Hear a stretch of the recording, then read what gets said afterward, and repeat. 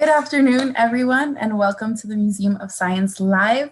If you're on Zoom, we do have closed captioning available, and you can turn those on by selecting the CC or closed caption button at the bottom of your screen and selecting Show Subtitles. In just a few moments, we'll be meeting our educators who will be answering all your questions about climate change. My name is Francisca. I use she and her pronouns, and I will be your moderator today. And although you see me now, you'll mostly be hearing my voice throughout the rest of the presentation as I share your questions with our educators. If you're watching us on Zoom, you can submit your questions using the Q&A button at the bottom of your screen and selecting, and just give us your name and age, and then we can give you a special shout out as we do your question. And if you're watching us on Facebook, unfortunately, we won't be able to take your questions, but we're happy to have you with us today, and we hope you enjoy our program. So now that we know how our session will work, I'd like to invite our educators to please turn on their cameras and introduce themselves. Hello, everyone. My name is Jonathan. I use he, him pronouns, and I am an anthropologist by training, and so I am interested in how climate change impacts our sense of personal and cultural identities. Hello, everyone. My name is Marcus. I prefer the pronouns he, him, his, and I've worked a lot with animals, so naturally my interest in climate change pertains to how it affects life on this planet, specifically animals. And hi, everyone. My name is Megan. I use the pronouns she, hers, and I have a background in natural sciences and environmental education. And what interests me most about climate change is really just thinking about the language that we use when we talk about it to really get people understanding it and doing something about it. Awesome. So we're going to get started with our first question. Why is climate change so bad? I think that's a great first question because it does help to sort of frame the problem. So the reason why climate change is so bad is that it is, we as humans have existed on this planet during a very narrow window and one in which we had a very particular climate that we were accustomed to. And all of the species that exist around us in the world similarly are adjusted to that. And what we're observing with climate change is that Earth's climate is changing so rapidly that all of these systems that have been in place that have allowed us to exist have not been able to adjust quick enough to those changes in temperatures, to the changes in ocean currents, to all the changes that are occurring because of climate change. So I think one of my fellow panelists can speak a little bit more about the biodiversity, but for us as humans, that's putting a large number of us at a great deal of risk as we see an increase in the frequency and severity of storms like hurricanes every year, as we see oceans rising that sort of floods out coastal areas where people tend to live. So there are a large number of problems, even things like heat that are increasing in, say, the Midwest of the United States, which can cause mass deaths if we're not prepared for those sorts of things. So it just makes a lot of areas where currently humans inhabit much more difficult to inhabit as these changes continue to increase. Yeah, and just to speak on the animal side of things, because Jonathan kind of spoke on the human side of things. I know me and Marcus can kind of chime in on that side. So Jonathan used that word biodiversity, which really is looking at the number of species in a given area or ecosystem. And the ideal situation is that there's really high biodiversity. There's a lot of species in one space, and they all kind of fill different holes in that space. Maybe they climb high up in the trees, maybe they're down on the ground, and they eat all different foods and really together create this really well-balanced system that relies on one another and depends on one another.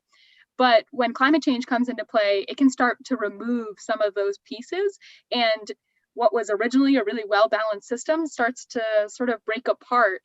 And that's when you start to see some of those species decline in numbers.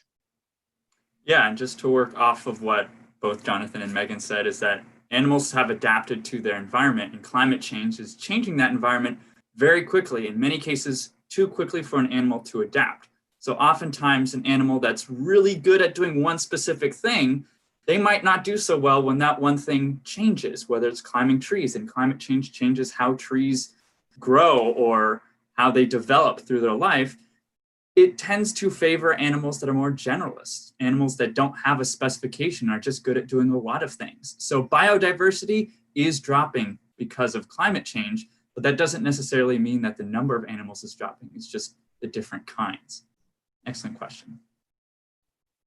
Thank you. And I guess sort of related, Athrov, age 8, asks, why does climate change? Why is it all happening? So I guess we should define what climate is and what weather is, which is two concepts people tend to use interchangeably. And they're very similar, but they're different in notable ways. For one, climate, for example, is, you can think of it as the weather over a longer period of time, like a season. For example, if you're thinking about what to buy for a season, you might think of climate, whereas if you think of what should I wear today, that is more weather. So climate change is a very long-term effects on climate, how it changes over a very long period of time in subtle ways that we might not notice on a day-to-day basis. Whereas weather, you might say, oh, it's sunny today, or it's raining tomorrow. Those are very strong changes in weather, but the climate itself might not change in such drastic ways so quickly. Thank you. And Kira, age 11, asks, what do volcanoes have to do with climate change?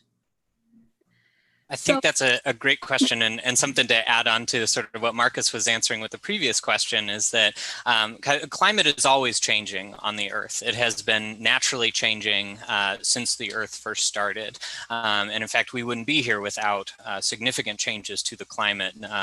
Oxygen entering the atmosphere for the first time, to name one huge one. And so there are natural systems which often change our climate, like volcanic eruptions, which often dump a ton of aerosols like sulfur into the atmosphere and can actually block sunlight from hitting the Earth. And as a result, they can lead to a significant amount of cooling on the Earth, depending on how large those volcanic eruptions can be. Other things that naturally affect the Earth's climate is our distance from the sun, even the tilt of the Earth itself, which changes a little bit relative to the sun.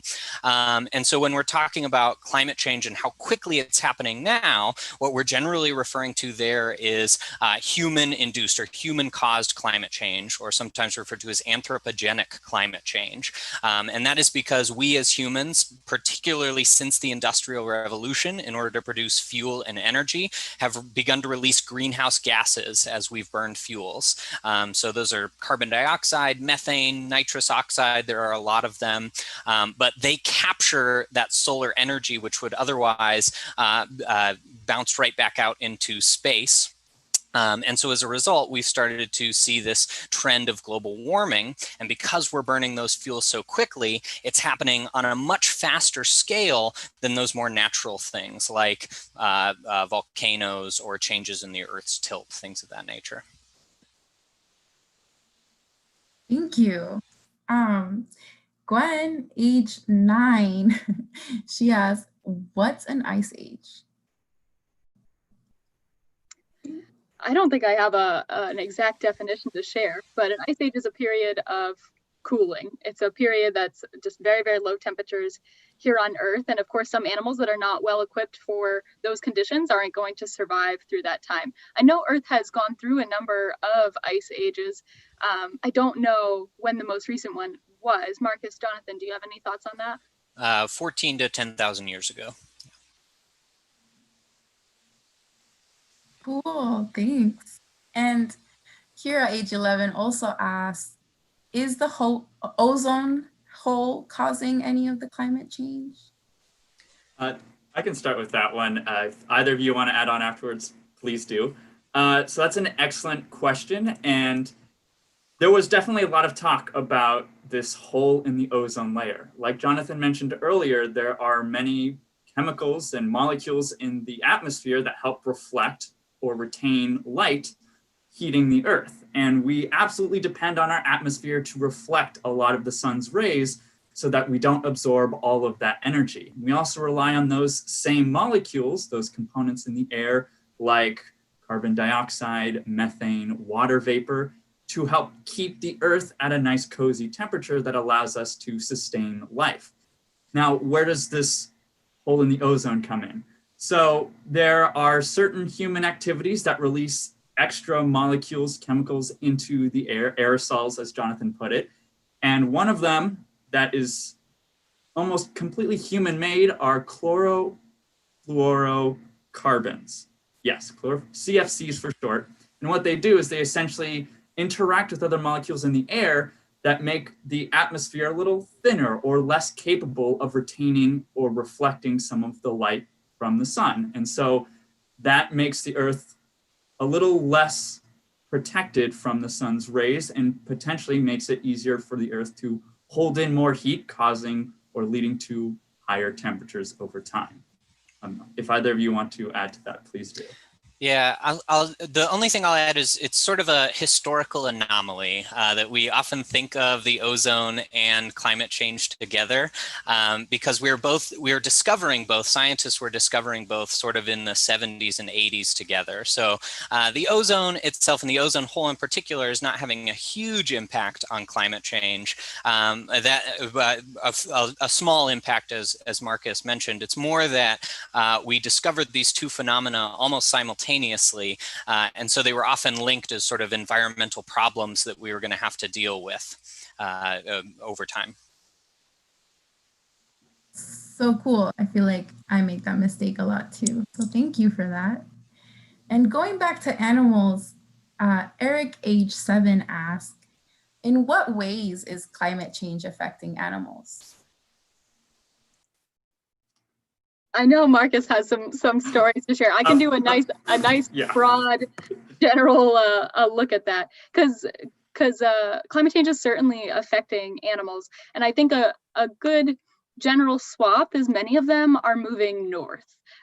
So where they are currently, they're starting to move north, and as you may know, moving north typically means that you're going into cooler areas. So say Maine is typically much cooler than it is here in Massachusetts. You can kind of feel that difference even through the seasons. And that's the same thing for animals. Even trees are ever so slowly moving up north as they grow or die. And that's the case for the oceans, right? Fish are starting to move north to get into cooler conditions to sort of make sure that they're still within the realm of what they're comfortable in living. So if they lived in Massachusetts and now Massachusetts is getting a little too warm for them, well, maybe those animals will start to move a little bit toward New Hampshire or up to Maine, where the temperatures are a bit more comfortable. But maybe Marcus can give some more specific examples for those. Great intro. I actually did not think of it that way. It's excellent. But just a specific animal example that I have in mind, one that people typically associate with climate change is of polar bears. And climate change is affecting polar bears because as the global average temperature of the Earth rises, ice melts in many regions of the world. And polar bears rely on a lot of Arctic ice in order to have places to rest, to den, to hunt. And so with less ice, it makes survival difficult in some aspects for polar bears to survive. And like we've mentioned before, this change tends to happen a lot faster than many animals can adapt. We are starting to see how some animals are beginning to change their behavior to adapt to these changes. For example, because there's less snow coverage in northern areas of the world, like northern Canada, we're starting to see different species that wouldn't normally interact begin to interact. So you might have grizzly bears interacting with polar bears. And sometimes you actually find hybrids or mixes between the two because they meet under circumstances that weren't normally in place, that because of the climate many, many years before, this just did not happen. For animals that can't move around, Megan mentioned that many animals are starting to move north, and that's absolutely true, but not all animals have that ability to move. Specifically is coral. Coral is an animal that you find, especially in tropical regions in the ocean where it's a little more shallow, and climate change is beginning to affect them because they rely on a special kind of algae to make their food, make their energy. And when it gets too warm, what this coral animal will do is that it will actually get rid of the algae that helps it.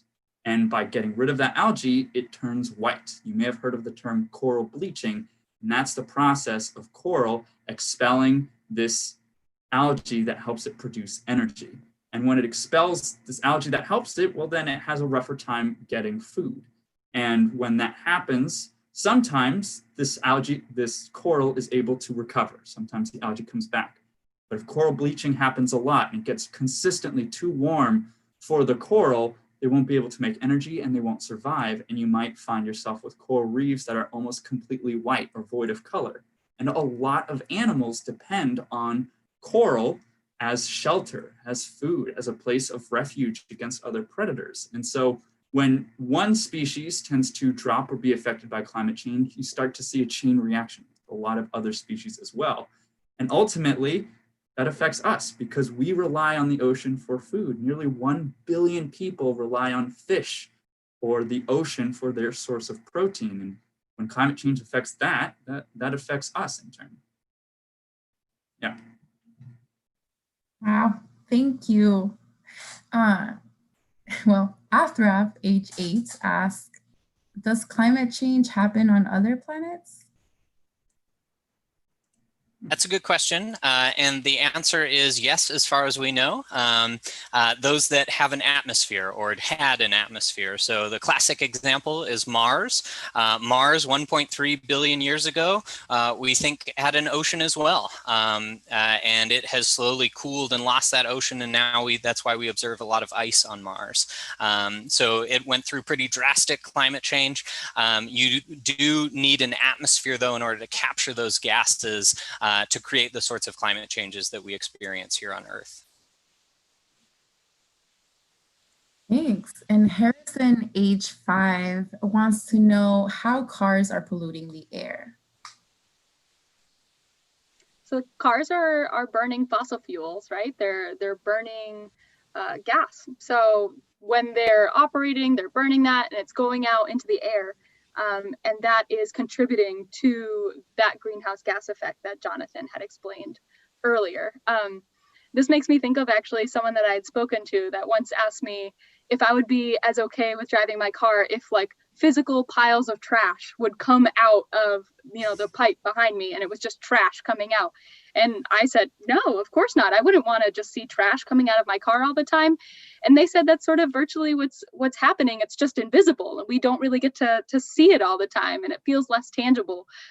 So it helped me put it into context a little bit. It's just because we can't see it doesn't necessarily mean it's not there. Oh man, I think I'm gonna start seeing that when I drive now too. Oh, that's a good visual. I love it. Kira, age 11, asks, what measurement is more accurate? Taking Earth's surface temperature from the ground or taking it from space? That's a good question, and I guess it would depend on what you're trying to measure. We've talked a little bit about animals migrating north. A beetle living in Massachusetts is not going to care about the atmospheric temperature. It's going to care about the temperature in the tree that it's living on, right? And it will move if that temperature gets a little bit too warm for it. But if we want to understand climate change as humans, it's good for us to get these sort of atmospheric measurements of temperature because they allow us to see these sort of large, broad pictures of how the global climate is changing. So it really depends on what you want to measure, where you want to take that temperature. Thanks. And Kira also asked, how do we know what greenhouse gases and temperatures levels were in the distant past? So I can start answering this question. That's an excellent question because we didn't really have the tools to measure the concentration of certain gases in the atmosphere 100 years ago. So how do we know what those levels were 800,000 years ago? And we do, thanks to technology today. What we do is in many areas of the world, there are regions where there's very deep ice, especially in areas like the Arctic and Greenland, northern parts of Asia. They take what's called ice cores. They essentially take a portion of the Earth, like a very small circle, they drill down very deep and essentially take a section of that and they analyze the components in each of those layers. And that tells them, it gives them a very good idea of what was in the atmosphere, what was in the air at that time. And as time went by, there were layers of dirt, atmosphere, just things over time developed. And by analyzing and looking at the specific components of each layer, they can determine what were the atmospheric conditions at the time within a reasonable range. So cool, thanks. Hinata, age 8, asks, how many animals have been extinct by climate change? That's a tough question. Climate change is what we call a wicked problem, and it's associated with a lot of things. It sort of puts its hands in every pot possible. So it's certainly affecting a lot of animals. As far as how many animals have gone extinct specifically, but because of climate change, I don't have that number off the top of my head. I'm not even sure if we've been able to calculate that just yet, but I can think of the example of the first mammal that we know that went extinct really directly due to the impacts of climate change. And that was the bramble key malomus. And it was on a very small island, I believe off the coast of Australia. And it was really only living on that island. This creature was like this tiny little mouse looking critter, and it only lived on that island. And a part of climate change, an effect of it is that our sea levels are rising. So they're starting to encroach on land a little bit. And this island eventually became fully flooded with this water. And the bramble key malomus had nowhere to go, right? It can't move north if it's on an island in the middle of the sea. And so unfortunately, that specific species went extinct and was thought to be the first mammal known to have gone extinct because of climate change. Oh, thank you. And Hinata has a two-part question. What are scientists doing to stop climate change? And how can we, as regular people, stop climate change? Yeah, so this is the best part about climate change. We understand the problem. We've understood it for years. And so scientists for a long time have been working for solutions, towards solutions. So those solutions fall into sort of three different groups. We have what we call adaptation, adjusting to the changes in the climate that we know are coming as a result of climate change. Mitigation, where we come up with solutions to help reduce changes to climate change, and even climate intervention, where we take large steps to hopefully change the climate. And so I'll briefly touch on each of those, where the technology to solve climate change already exists, and you're probably aware of it because it's been around for a while. So it's things like solar panels or wind turbines that produce clean, affordable, and readily accessible energy. And the issue is just making them cheap enough and large scale enough to have a really large impact. And each and every year we improve on those systems. So those changes are well on their way. We're also looking at things like carbon sequestration, which is where we actually pull carbon dioxide and other greenhouse gases out of the atmosphere and store it away or burn it again as a fuel, so that we're producing net zero carbon in the atmosphere and actually removing those greenhouse gases so that the earth can cool a little bit over time. And then I'll turn it over to Megan here for some of the ways that we as individuals are even approaching this and can help to solve climate change. Yeah, it's a great question. And it's my favorite one to get when we have these conversations about climate change is, what can I do as an individual to really make a difference? And the first thing is that it seems like you're already on the right track. It's to be here and be learning about it and be engaged. And the next thing is to bring what you learned here to someone else. Have this conversation with someone that you care about. Because yeah, myself, Jonathan, and Marcus, we could talk forever about climate change. But the best thing for us to do is to inspire you to talk to someone else about climate change. You know the people in your life best. You know what they care about. You know what they value. So you can really tell that climate change story through the lens of something that they're going to be able to listen to. So if someone really, really cares about American jobs, or cares about sourcing items from the United States and keeping it here, well, you could talk about opportunities in solar and wind that create job opportunities, and how those would support us in not having to rely on foreign fossil fuels as much, because we'd be producing that energy here in the United States. So it's really easy to think a little bit about who do you know that you want to have this conversation with? What do they care about? And how can you connect that to climate change to really help them get connected to climate change? Outside of that, there's a lot of little small behaviors that you can probably change or look at to be a little bit more earth friendly. So there's things that are really common, like recycling, just making an active effort to sort it the correct way for your area, or maybe composting, or one huge way that you can make a difference is reduce the amount of meat that you have in your diet. I know I've done that. I think Jonathan has done that too. I'm a vegetarian, so I've been kind of on that path. Maybe Marcus has dabbled in it. We all don't have to participate in every solution, right? The idea is that you try on different solutions, and even if you do it sort of well, it's better than not doing it at all. And if we all sort of give it a try together, we're going to really work toward big changes. To work off of what Megan just said, a great thing to do is definitely tell other people and make your voice heard. Just to follow along with that, you want to what's called lobby. Let people and local politicians know that you care about this issue and you want it to change. We don't want to keep doing the same thing. We want to adapt and mitigate the effects of climate change. And one of the big ways to do that is certainly to talk with your friends, your family, but especially the people who represent you in your area, like your local politicians. Let them know, vote if you can, encourage other people to vote. I know right now, many of our viewers, they might be too young to do that, but even calling someone and telling them, hey, climate change matters to me, we should do something about it. That is what helps us fight this on a large scale, when we have a lot of conversations about it and when we work together. This is not an issue that we can solve by ourselves. Climate change is real, it's caused by us, but it is solvable. We just have to work together to do it. Well put. Wow, guys, thank you so much. We have sadly reached the end of our program, and I hope you can all, on the other side, join me in virtually thanking our educators for answering all of our questions. Museum friends, I'll ask you to please say goodbye and turn off your camera. Bye, thank you. Thanks for coming.